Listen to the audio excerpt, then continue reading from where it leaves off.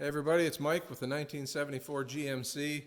We're just getting ready to prime the engine, pulled the distributor out, looked it up. The pump turns counterclockwise. Basically have a 5/16 socket on an extension in my drill, and we're going to wait to see oil come out of each of these push rods. We got this just in case it drips. We don't want it on the floor and on the motor. So let's see what happens.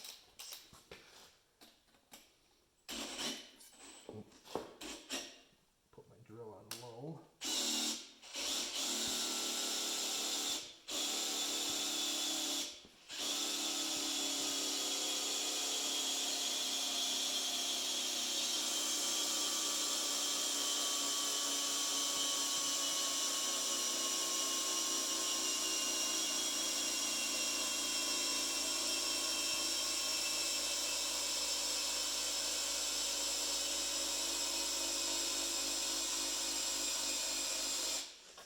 I'm going to pause you till I get some oil and I'll show you what that looks like.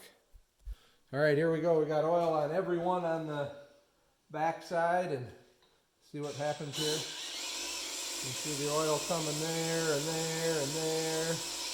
That one don't have it. There it goes. That one's got it now. We all got it? None that's missing? Oil, oil, oil, oil.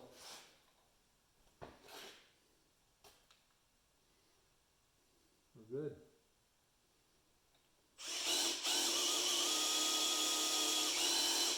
See it on everyone, right? Mm-hmm.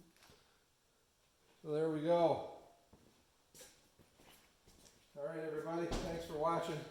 I did pull the distributor out, and just for grins, I marked. If you can see the red line on the body, and then I marked where the rotor needs to end up, so it goes back in.